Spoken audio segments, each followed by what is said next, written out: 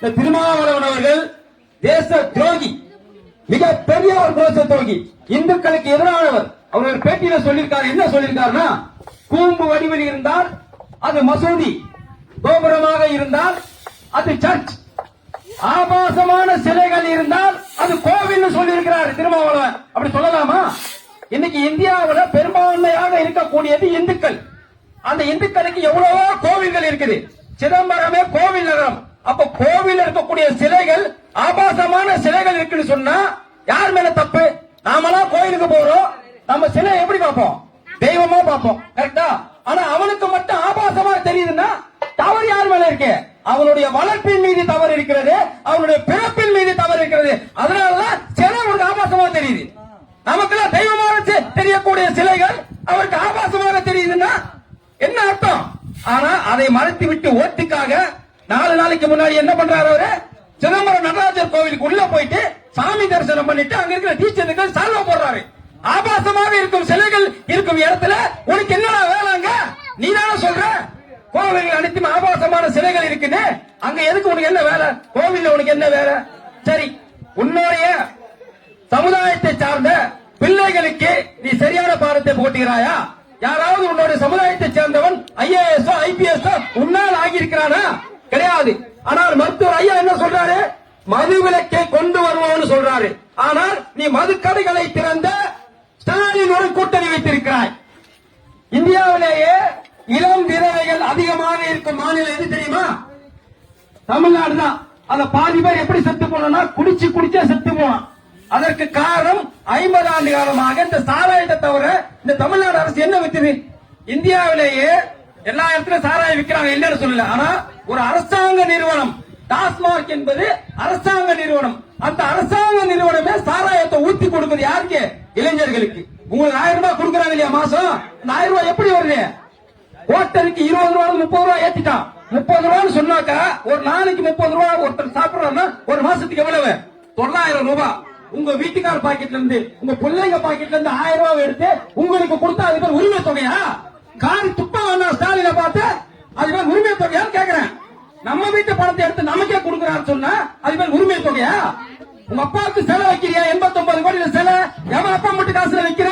அந்த காசு எடுத்து மக்களுக்கு கூட 3 கோடி பேர் இருக்கான் ரேஷன் கார்டு. நீ 1 கோடி பேர் கொடுத்துட்டு மீதி இருக்கிறவன ஏமாத்திரம் என்ன அர்த்தம்? கேட்டா தகுதி படைத்தவங்களுக்கு மட்டும் தான் கொடுப்பானா? தகுதி எங்க இருந்து வருது? நீ ஓட்டு கேட்கும் போது தகுதி படைத்தவங்க மட்டும் 1000 ரூபாய் கொடுப்பேன்னு சொன்னியா? இல்ல அனைத்து மகளிருக்குமே 1000 ரூபாய் தருவேன்னு சொன்ன.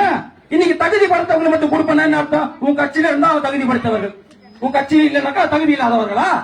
நாம இதை சிந்திக்கணும். ஏன்னா அவங்க என்ன சொன்னாங்க ஆட்சிக்கு வரும்போது? நீட் ரகசியம் எனக்கு தெரியும்னு சொன்னாங்க. பேமானி யாரு? அந்த உருப்படாத ஒருத்தவங்க உதயநிதி ஸ்டாலின் சின்ன தட்டி. அவன் என்ன சொன்னா? நீட் ரகசியம் எங்களுக்கு தெரியும், நீட் ரகசியம் எங்களுக்கு தெரியும். கடைசி வரைக்கும் நீட் ரகசியத்தை சொல்லவே இல்ல. கடைசியில என்ன பண்ணிட்டான்? அவன் கள்ளக்காதலிக்கு துபாயில 50 கோடி வீடு வாங்கி கொடுத்துருக்கான் ஒரு நடிகைக்கு. எவன் அம்மா மூட்டு காசுல வாங்கி கொடுத்த? நீ எவன் அப்பா மூட்டு காசுல வாங்கி கொடுத்த? இதெல்லாம் நம்ம கேட்கணும். இதெல்லாம் நம்ம கேட்கணும். திமுக கார உள்ள வரும்போது கேட்கணும். 10.5% இடஒதுக்கீடு உங்களுக்கு வாங்கி தரேன்னு சொன்னார் ஐயா. அதுக்கேத்த மாதிரி அதிமுக கிட்ட சண்டை போட்டு வாங்கினாரு. அதை தடுத்தது யார்? அதை தடுத்தது யார்? திமுக.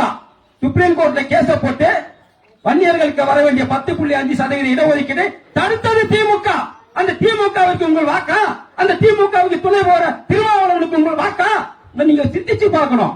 ஏன்னா இது சாதாரண பூமி கிடையாது, ஆன்மீக பூமி. இங்க சாமியா இல்லைன்னு சொல்றவங்க என்ன இங்க வேலை? ஒண்ணு இல்லைங்க. இந்த தீபாவளி வருது இல்லையா? தீபாவளி வரும்போது நீங்க பாருங்க, கலைஞர் டிவியை பாருங்க. தீபாவளி தின சிறப்பு திரைப்படம் போட மாட்டான், விடுமுறை தின சிறப்பு திரைப்படம் போடுவான். என்னைக்காச்சும் ஸ்டாலின் தீபாவளி வாழ்த்து சொல்லி பாத்திருக்கீங்களா? சொல்ல மாட்டார். ஆனா ரம்ஜானுக்கு சொல்லுவாரு, கிறிஸ்துமஸ்க்கு சொல்லுவாரு. ஆனா நம்மளோட இந்து பண்டிகைகள் வாழ்த்து சொல்ல மாட்டார். கேட்டா நாங்க பெரியார் வழி வந்தவர். பெரியாரு அனைத்து கடவுளுமே இல்லைன்னு சொன்னார். ஆனா இவன் இந்து கடவுளை மட்டும் இல்லைன்னு சொல்றாங்க. கலைஞர் சொல்லியிருக்காரு. என்னன்னு சொல்லியிருக்காரு? மாரியம்மனுக்கு மாதவிடாய் வருமானு கேட்டவர் தான் இந்த கலைஞர். எவ்வளவு கேவலமானவன் பாருங்க. அது இல்லாம இந்த ஆராசா திருமாவளவன் என்ன சொல்றாங்கன்னா, இந்துக்களாக பிறந்தவர்கள் அனைவருமே விபச்சாரியின் மகன்கள் சொல்றான். இது எல்லாத்தையுமே ரெக்கார்டு இருக்கு, ப்ரூஃப் இருக்கு. என்ன சொல்றாரு? அதாவது இந்துக்களாக பிறந்தவர்கள் அனைவருமே விபச்சாரியின் மகன்கள் தான் அது திருமாவளவன் சொல்றார். நான் கேட்கிறேன், இப்ப திருமாவளவன் அவர்கள் தான் புத்த மதம் தலைவர் என்று சொல்றார். ஆனா கிடையாது. இப்ப என்ன சொல்லிருக்காரு அபிடபிட்ல? நான் வந்துட்டு தேர்தல் பத்திரத்தை எழுதி கொடுப்பாங்க இல்லையா, அதுல தான் ஒரு இந்து பறையர் எழுதி கொடுத்துருக்க. அப்ப நீ இந்து, அப்ப நீ விபச்சாரின் மகனா? அப்ப நீ விபச்சாரின் மகனை கேட்க தோணுவா இல்லையா? அப்ப நாங்க எங்களை எப்படி நீ சொல்லுவப்ப? எவனோ ஒருத்த எழுதி வச்சதை படிச்சுட்டு நீ வந்து எங்களை விபச்சாரின் மகன் சொன்னா, இன்னைக்கு உன்னோட சர்டிபிகேட்ல உன்னோட அபிடேவிட்ல நீ இந்து பறையர் எழுதிருக்கிய. அப்ப நீ யார்? அப்ப நீ விபச்சாரின் மகனா? கேட்க தோணுமா தோணாதா? அது சிந்திக்கணும் நம்மளாம். இதெல்லாம் நீங்க நிறைய சோசியல் மீடியா பாருங்க, நிறைய பாருங்க. பாரத பிரதமர் நரேந்திர மோடி அவர்கள் ஆசி பெற்ற வேட்பாளர் திருமதி கார்த்திகாயனி அவர்கள் மெத்த படித்தவர். அவங்க ரொம்ப கஷ்டப்பட்டு வந்த ஃபேமிலி, அதனால என்ன கஷ்டம் எல்லாருக்கும் இருக்குன்னு அவங்களுக்கு தெரியும். எனவே மருத்துவர் ராமதாஸ் அவர்கள் ஆதரவு பெற்ற வேட்பாளரான திருமதி கார்த்திகாயனி அவர்களுக்கு உங்கள் பகுதியில் அனைத்து வாக்குகளுமே அவருக்கு செல்லும் வகையில் நீங்கள் பணி செய்ய வேண்டும், அவரை வெற்றியடைய செய்ய வேண்டும். நாம்